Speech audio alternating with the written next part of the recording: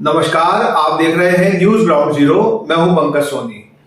दोस्तों, यो आज मकरोनिया के गायत्री नगर में एक महिला की नृशंस हत्या हुई है। 42 साल की शिवानी उर्फ सविता दीक्षित की जो नृशंस हत्या हुई है, प्रारंभिक तौर पर इस मामले का जो कारण बताया जा रहा है वो है कि गृह कलह, मतलब जो घर घर में लड़ाइयां होती हैं। और जो प्रारंभिक विवाद बताया जा रहा है वो एक बच्चे के साथ मारपीट का बताया जा रहा है, लेकिन इसके पीछे कुछ ऐसी वजह है जो सामने नहीं आ रही है और गंभीर वजह है। क्या है वो असली कारण इस पूरी हत्या का, तो वो हम बताएंगे। जो मृतिका है शिवानी उर्फ सविता, उनके भाई हैं मनीष। हम मनीष से बात करेंगे कि आखिर इस घटनाक्रम के पीछे पूरी क्या वजह है और पुलिस ने कहां इस मामले में बड़ी लापरवाही की है। जो एक छोटी घटना को यदि वो रोक देते तो आज हत्या जैसी बड़ी घटना नहीं होती। तो हम मनीष से बात करेंगे। मनीष, बहुत दुखद है, आपकी जो बहन है उनकी आज इस तरीके से हत्या कर दी गई। जो कारण बताया जा रहा है वो सही है या कुछ और है इसके पीछे? नहीं, ये जो कारण मीडिया में बताया जा रहा है ये बिल्कुल सरासर गलत है। ये उन्होंने केवल एक आरोपी से पूछ के उनके अनुसार ही अपनी बाइट चला दी है। कारण ऐसा नहीं है। ये घटना शुरू होती है करीब 3 माह पहले 27 अप्रैल 2026 को। इनके हमारी दीदी के जो जेठ हैं आशीष दीक्षित हैं, वो वर्तमान में जेल पुलिस बंडा में है, परंतु रहते इन्हीं के साथ हैं। वो चूंकि मेरे जीजाजी देवेश दीक्षित पश्चिम बंगाल में बीएसएफ में है, तो दीदी यहाँ अकेली रहती थी। नीचे सास ससुर और आशीष दीक्षित रहते थे, उनके बच्चे रहते थे। आशीष दीक्षित शुरू से ही उन पे गलत नियत रखते थे और उनने 27 अप्रैल को दीदी से छेड़खानी की थी, जिसका विरोध दीदी ने किया था। तो आशीष दीक्षित और उनके लड़के ने दीदी से मारपीट की थी, जिसमें दीदी के दोनों हाथ कंधे उतर गए थे। और इसके बाद दीदी ने जब बाबू उनके सास ससुर से बोला तो उनने भी इन दीदी के साथ मारपीट की।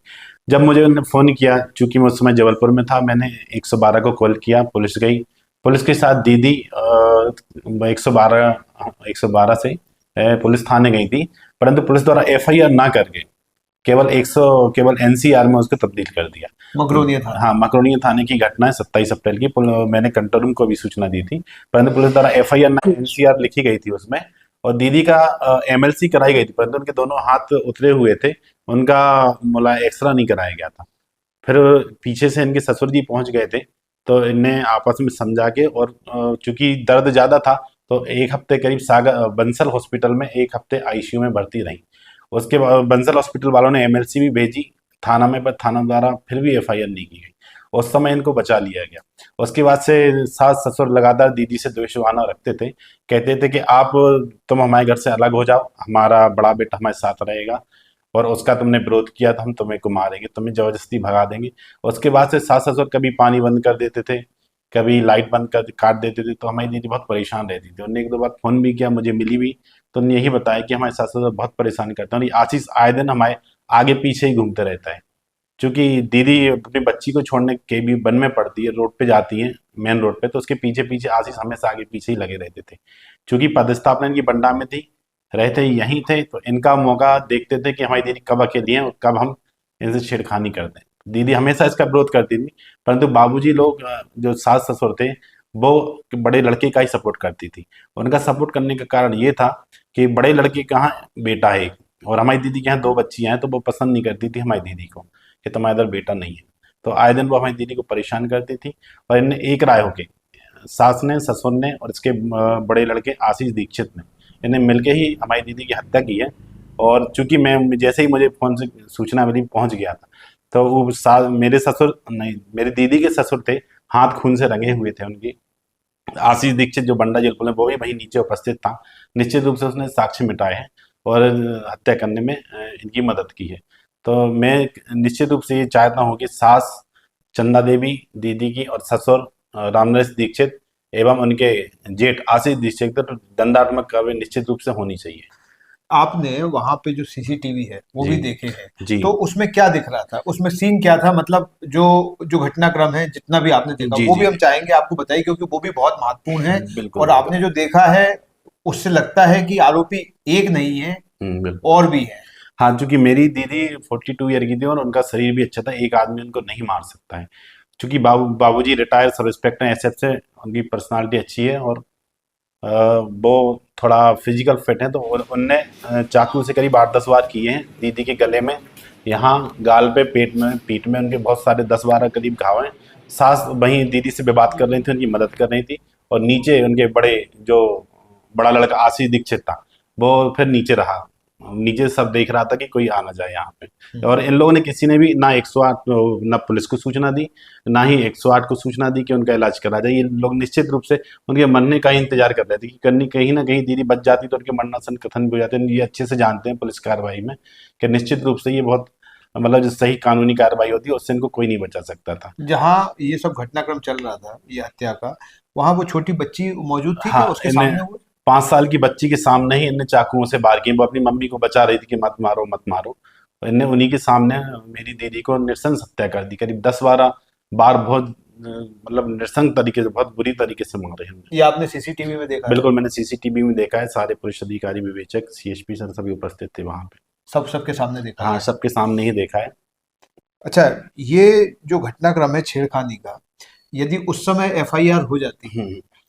तो क्या ये घटनाक्रम हो पाता? निश्चित रूप से यदि 27 अप्रैल को जो घटनाक्रम होती उस दिन यदि एफआईआर हो जाती तो ये घटनाक्रम बिल्कुल नहीं होता, क्योंकि उनके जेठ की हिम्मत नहीं पड़ती कि उनके आसपास या उनकी छेड़खानी करें उनकी, और फिर सास ससुर भी गलत या मारपीट उनके साथ नहीं करते। तो पुलिस ने एफआईआर ना करके, एफआईआर हो ना करके ही ये फिर घटना घटित हुई है।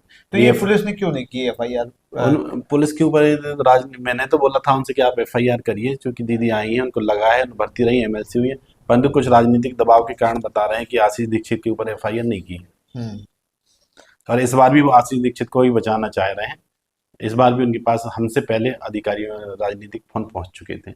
अच्छा, अभी जब आप पहुंचे तो आशीष वहीं पे मौजूद था? बिल्कुल, क्या आशीष, बातचीत हुई आपने, क्या हुआ? मैं सबसे पहले पहुंचा हूँ तो आशीष मुझे देख के भागने लगा, तो मैंने उसको फिर पकड़ने की कोशिश वो की। वीडियो फुटेज में भी है? हाँ, वीडियो फुटेज में भी सारे मीडिया वाले उपस्थित थे, तो उन्होंने उनका वीडियो बनाया है। और ये आशीष चूंकि बंडा जेल पुलिस में था, तो ये निश्चित रूप से अपनी कानूनी कार्रवाई से बचने का प्रयास करेगा, और वहाँ भी अपनी जो लिखा पढ़ी होती है प्रशासनिक, उसमें वहाँ उपस्थिति दर्ज कराने का कोशिश करेगा। तो अभी पुलिस क्या कह रही है, कितने आरोपी हैं? अभी तो पुलिस केवल ससुर को मान रही है, परंतु वीडियो के बाद उनने सास को भी देखा है कि हाँ, सास भी इन्वॉल्व थी, और निश्चित रूप से आशीष नीचे थे, और उनका मुख्य इन्वॉल्व तो आशीष का ही है। तो पर पुलिस, हमें नहीं लगता कि पुलिस आशीष को बचाने का प्रयास कर रहे हैं, जबकि मैंने मार्गदर्शन में इनका नाम स्पष्ट रूप से बताया कि ये घटना थी, कि पूरी शुरू से लेकर अंत तक सारी घटनाएं बताई हैं। ये दीदी ने आपको बताया कि छेड़खानी करता था? क्या हाँ। इससे कुछ आगे हद तक भी गया वो? नहीं, इसके पहले इन्होंने बहुत गलत करने की कोशिश की है, और दीदी ने 27 तारीख को मुझे बताया था, क्योंकि मैं जबलपुर में था, मेरी दीदी से डिटेल में बात हुई थी कि ये आए दिन मेरे ऊपर, जैसे बाबू ससुर नहीं रहते हैं तो इसलिए ऊपर आने का प्रयास करता है, क्योंकि बच्ची स्कूल जाती है, बड़ी बच्ची 16 साल की है, जब वो रहती तब नहीं आता ही, क्योंकि वो है, वो समझदार है, वो डांट के भगा देगी। तो जब दरवाजे खटखटाएगा या जानबूझ के पानी बंद नीचे से कर देगा ताकि वो आए हमसे बात करे, तो हम सीधे अंदर पहुंचे। तो निश्चित रूप से ये मुख्य कारण तो इसका आशीष द्वारा छेड़खानी करना ही है, जो इस वजह तक, इस घटनाक्रम तक वजह वही है जो इस घटनाक्रम होने का सही वजह है। मतलब 27 अप्रैल को जो घटनाक्रम हुआ जी, था, जी। उसमें अगर पुलिस ने रिपोर्ट लिखी होती तो ये 4 अगस्त को जो आज घटनाक्रम हुआ, हत्या जैसा बड़ा मामला, ये नहीं होता आपको? निश्चित रूप से यदि 27 अप्रैल को कार्रवाई हो जाती तो आज की घटना कभी भी घटित नहीं होती। एक और है कि जो ये आशीष के लड़के हैं, इन्होंने भी मारपीट की थी? हाँ, 27 अप्रैल को आशीष और इनके 2 लड़के दोनों ने मारपीट की थी, जिससे काफी कंधे में काफी चोट आई थी। 1 हफ्ते आईसीयू में बंसल हॉस्पिटल में भर्ती रही थी। सारे कागज एनसीआर हमें दीदी ने भेजी थी कि पुलिस एफआईआर नहीं कर रही है। मैंने संबंधित टीआई साहब को फोन भी लगाया था, परंतु उन्होंने कहा ठीक है, हम कार्रवाई कर रहे हैं, जो प्रोसेस होती है वो कर रहे हैं। आप इस मामले में क्या चाहते हैं? मैं इस मामले में चाह रहा हूँ कि पुलिस, जो आरोपी हैं, उनके ससुर हैं रामनरेश दीक्षित, सास हैं चंदा देवी, और जेठ हैं आशीष दीक्षित, इन पर कठोर कानूनी कार्रवाई होनी चाहिए, और इनको अंतिम तक सजा ही होनी चाहिए। कोई भी राजनीतिक हस्तक्षेप में ना पड़े, जो कार्रवाई पुलिस की होती है वो निश्चित रूप से निष्पक्ष होकर करें। अभी पुलिस का रुख क्या दिखा आपको, इतनी पूरी कार्रवाई में क्या अभी समझ में आया? चूंकि पुलिस के पास फोन वगैरह पहले से पहुंच गए थे, तो वो तो एक ही आरोपी को बनाना चाह रहे थे कि हम ससुर बस को आरोपी बनाएंगे। तो अभी कितने बनाए हैं? अभी चूंकि एफआईआर हुई नहीं है हमारे को, मैं सूचना दी है मैंने, तो मैं निश्चित रूप से 3 आरोपी बनने चाहिए, ससुर रामनरेश दीक्षित, सास चंदा देवी और जेठ आशीष दीक्षित। यदि पुलिस उनको बचाना चाहती है तो अब पुलिस की कार्रवाई है। ये आपने देखा कि बहुत सनसनीखेज आरोप हैं। और अगर ये घटनाक्रम जो 27 अप्रैल को हुआ था शिवानी उर्फ सविता के साथ, तो ये 4 अगस्त की घटना नहीं होती।